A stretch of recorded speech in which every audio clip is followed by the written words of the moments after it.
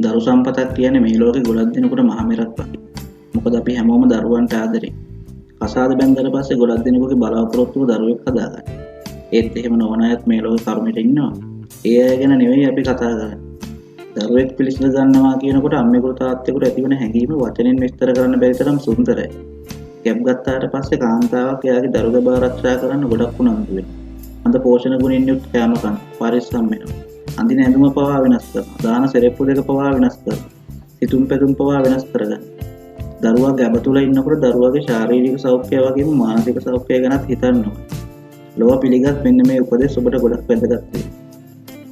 නිතර ඔබේ උදරය සෙමින් පිරිමදින්න. මෙලෙස පිරිමදින අවස්ථාවේදී දරුවා අත ගන්නවා යන හැඟීමක් ඔබේ සිත තුළ ඇති කරගන්න. එවිට ඔබට දරුවා ගැන ගොඩක් ආදරේ හිතේ. ඔබ අත ගන්නේ ඔබේ උදරය මතින්වත් දරුවට ඒක දැනෙනවා. එයත් අම්මට ගොඩක් ආදරේ කෙනෙක් වෙයි. මේ විදිහට අත ගන්න ගමන් දරුවට ආදරෙන් කතා කරන්න. ඔබ කතා කරන විදිහ දරුවා අහගෙන ඉන්නවා. ඒක හරිම පුදුම දෙයක්.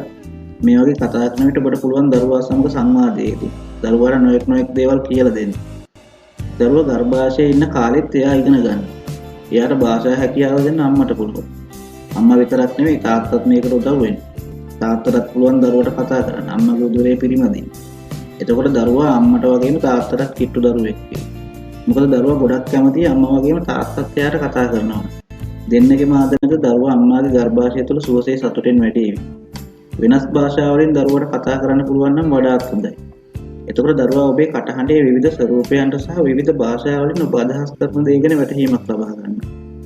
එයාට එයාගේ භාෂාමය හැකියාවන් වර්ධනය කර ගැනීමට ඒ රුකුලක් වෙනවා. මව් කුසේ සිටියත් එයාට අම්මගේ තාත්තගේ කටහඬවල වෙනස හඳුන ගන්න පුළුවන්. ගර්භණී සමය අවසාන සති 10 කාලයේදී තමයි දරුවා වඩාත්ම වේගයෙන් සහ වැඩිපුරම තොරතුරු අවශෝෂණය කරගන්නේ. ඒ කාලයේදී දරුවා මවගේ කටහඬ සහ භාෂාව හැඳින ගන්නවා. මේ කාලයේදී තමයි දරුවා සමග නිතර කතා කරන්න ඕන. මේ කාලයේදී තමයි දරුවාගේ ඇසීමේ හැකියාව, ඉගෙන ගැනීමේ හැකියාව සහ මතකයේ තබා ගැනීමේ හැකියාව වර්ධනය වෙන්නේ.